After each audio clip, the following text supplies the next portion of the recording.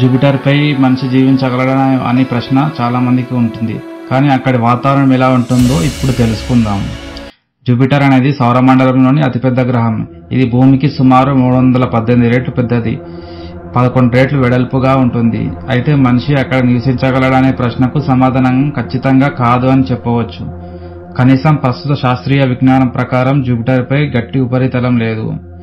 ఇది ఒక వాయువ్య గ్రహం, అంటే గ్యాస్ గ్రహం. ఇక్కడ హైడ్రోజన్, హీలియం వంటి వాయువులతో ఇది తయారై ఉంది. అక్కడ భూమిలా మనిషి నడవగల ఉపరితలం లేదు. జూపిటర్ మీద తుఫాన్లు భయంకరంగా ఉంటాయి, ముఖ్యంగా గ్రేట్ రెడ్ స్పాట్. ఇది ఒక పెద్ద తుఫాను. ఇది భూమి అంత పెద్దదిగా ఉంటుంది. ఇది వేలాది సంవత్సరాలుగా కొనసాగుతూనే ఉంది. ఈ తుఫానులు 1000 కిలోమీటర్లు విస్తీర్ణం కలిగి ఉంటాయి. చాలా వేగంగా కదులుతాయి. ఉష్ణోగ్రతలు కొన్ని చోట్ల -145°C వరకు ఉంటాయి. ఈ ఉష్ణోగ్రతలకు మానవుడు అస్సలు తట్టుకోలేడు. జూపిటర్పై గాలులు గంటకు 400 నుంచి 600 కిలోమీటర్ల వేగంతో విస్తరిస్తాయి. ఇంకా గ్రహం లోపలికి వెళ్తే వాయుపీడనమంతా పెరిగిపోతుంది. అక్కడి ఉష్ణోగ్రతలకు మానవుడు చాలా తట్టుకోలేడు. శరీరాన్ని నూనెలా నశింపజేసేస్తుంది. అక్కడి ఆక్సిజన్ లేదు కాబట్టి హైడ్రోజన్, హీలియం వంటి వాయువులు మనిషికి చాలా హానికరం. ప్రస్తుతం జూపిటర్పై జీవనం సాధ్యం కాదు, కానీ శాస్త్రవేత్తలు ఆ గ్రహాన్ని స్వయంగా కాకుండా దానిపై ఉన్న ఉపగ్రహాలపై జీవన అవకాశాలను పరిశీలిస్తున్నారు. ముఖ్యంగా యూరోపా. ఇది జూపిటర్కి సంబంధించిన ఉపగ్రహం. దాని కింద నీటి సముద్రాలు ఉన్నాయని నమ్మకం ఉంది. ఇది జీవానికి అనుకూలమైన పరిస్థితులు కలిగి ఉండొచ్చని శాస్త్రవేత్తలు కనుగొంటున్నారు.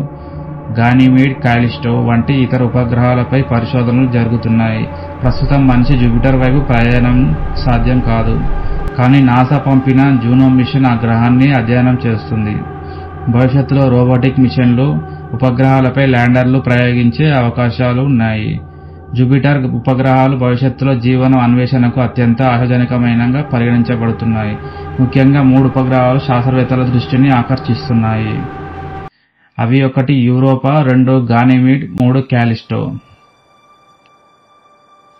యూరోపా ఉపగ్రహం బరువుతో పూర్తిగా కప్పబడి ఉంది. శాస్త్రవేత్తలు నమ్ముతున్న విషయం ఏంటంటే అక్కడి బరువు అడుగున భారీగా ద్రవజల సంద్రాలు ఉండొచ్చని. ఈ నీటి సముద్రాలలో జీవానికి అవసరమైన రసాయనిక మూలకాలు ఉండే అవకాశం ఉందని శాస్త్రవేత్తలు కనుగొంటున్నారు.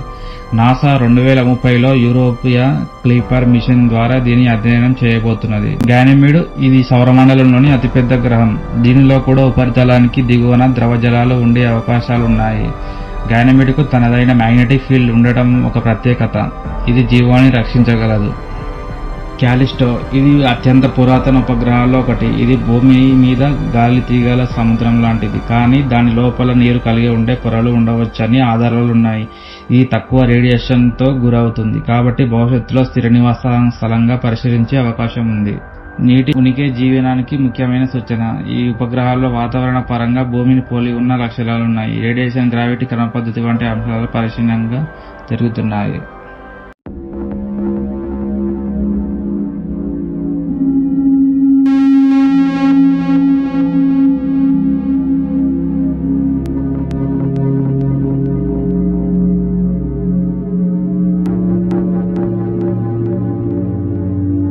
చాలా మంది సబ్స్క్రైబ్ చేసుకోకుండానే చూస్తున్నారు. మీరు కొత్త ఇంట్రెస్టింగ్ విషయాలు మిస్ అవ్వకూడదంటే సబ్స్క్రైబ్ చేయండి.